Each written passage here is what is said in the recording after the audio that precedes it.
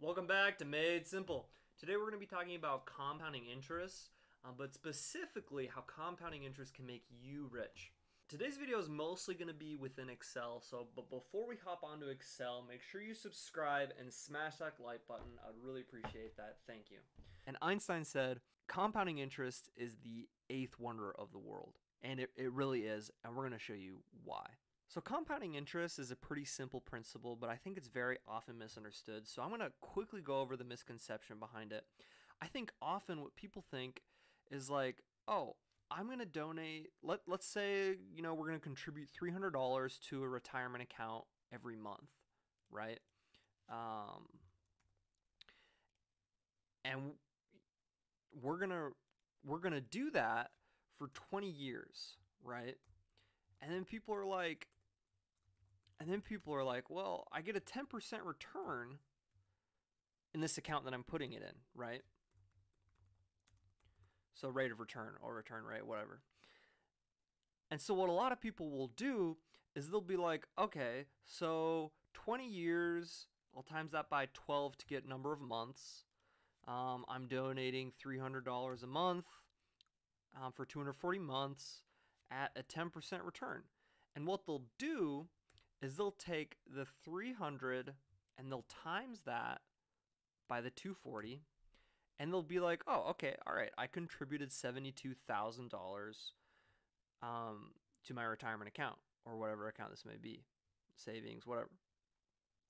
And then what they'll do is they'll take the 72,000 and then they're just going to times it by the 10% return and be like, oh, so I made $7,200 in 20 years off that $300 a month I've been contributing. And a lot of people are like, oh, well, that's nothing special. Like, that's nothing to write home about. Like, I could work minimum wage for a few months and make $7,200, right? To total $79,200. Like, well, what's the big deal with compounding interest? But what's important to know is that this is wrong. So we're just going to go ahead and delete all of that. And don't worry, most people think that way. But this is really how compounding interest works, and it's a super powerful tool. So let's say we'll just set up a PMT, so that's the payment like we had earlier. Let's do again this $300. Let's do again this $300 a month. All right. And so then what we need to know is the rate, and let's just say that's a 10% per year, right? Which is nothing crazy, not a crazy return, pretty standard. And then we're going to do a number of periods. So instead of 20 years, let's bump this up to 30 years. Most people save a while. So let's say 30 years, and then we're going to need our future value, which is what we'll be calculating. But before we do that, we need to make sure that these are all in the same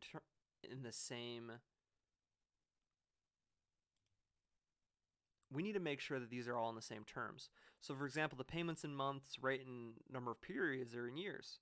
So we want to change that to months as well as the number of periods to months. So what we'll do is we'll do the 10% divided by 12. So it is approximately, well, it's a 0.83% return per month.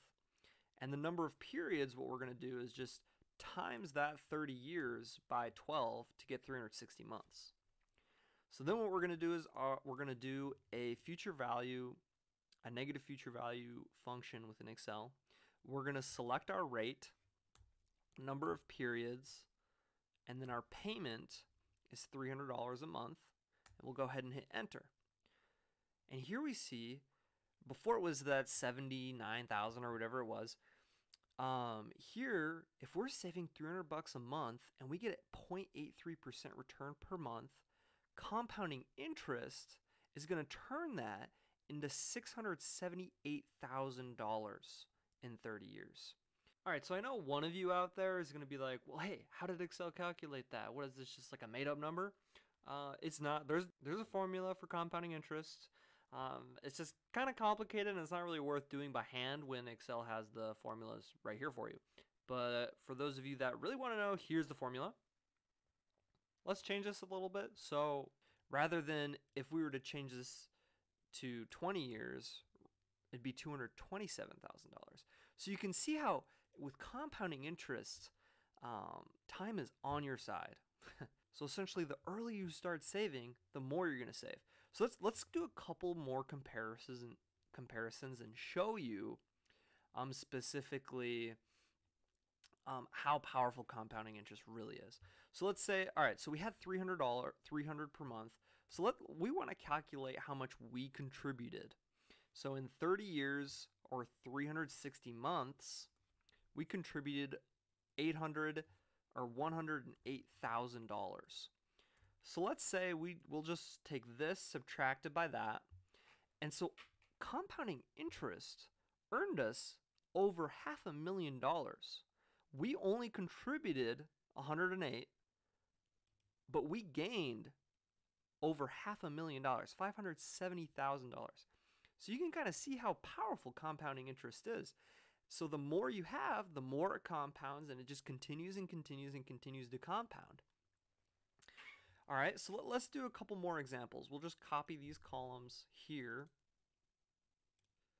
And instead, let's say, we'll do the same things here. We'll do $300 a month, 0.83%. But let's say instead, we're only going to be saving 15 years, right? So we would do 15 times 12 to get that to months. And then we would do the same function as before, the rate, number of periods, and the payment. And we'd be at $125,000. And then we'll kind of do the same thing. So here, I'll put 30 years, just to kind of label these, I'll put 30 years here. This was 15 years. And so you can see the difference time really has on that money. So in half the time, we're only really gaining $70,000, which is still a lot, but over 15 years, versus over $500,000. And if you times that by 2, that's not $500,000. So what you need to understand is the correlation between compounding interest. Compounding interest is not a linear graph. It's an exponential graph. So with the more money you have compounding, the faster that money's going to grow. All right, so let's do one more example here. We'll go ahead and copy these again and paste them over here. But instead, let's say we're going to do, instead of $300, let's say we're just going to do an extra $100 a month, right? So $400 a month. We're going to keep the same rate, and we're going to do 30 years. So then that would be 360 months, and our future value, or the amount we will have in 30 years, whoops, did that backwards. So the rate, number of periods, and the payment, $904,000. And we'll do the same thing, and we contributed that much. All right. So we will have earned $760,000. And now how does that compare to this? Just $100 more over 30 years is, let's see here, is $144,000 minus. So we contributed $36,000 more here, but we gained almost $200,000 more over that time. So you can kind of see how powerful compounding interest really is. And the earlier you start putting contributions to create this, the more money you're going to have in the long run. I mean, essentially, you stick this in an index fund. Most index funds have around a 10% return every year. You stick this in an index fund for 30 years, and that's all you really have to worry about. And let me show you another example of how compounding interest really works. So let's say that we get a 2% return, right, on something, and we're going to contribute $100, right? And these are just a side-by-side comparison. All right. Most people, what they're going to do is they're going to take $100 and they're going to be like, oh, yeah, I just times that by 2%, and that's $102. So essentially, I made $2, right?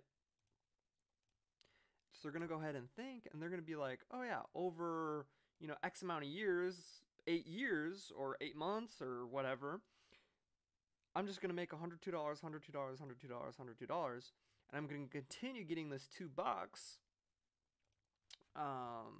And I'm going to continue getting this $2 to get me a total, and I would have earned a total of $14 even. But that's also not how it works. So compounding interest, you'll take that $100, and actually what I'm going to do, I need a little bit more room here. I'm going to insert a column there. And so what I'm going to do is I'm going to follow that same process, right? And I'm going to do times that by this. I'm going to get the, whoops. And I'm going to get the $102. And I'm going to be like, yeah, I made $2, right? But where it begins to change is the following year, because that interest is now working for you. You're not getting 2% on $100. You're getting 2% on $102. Does that make sense?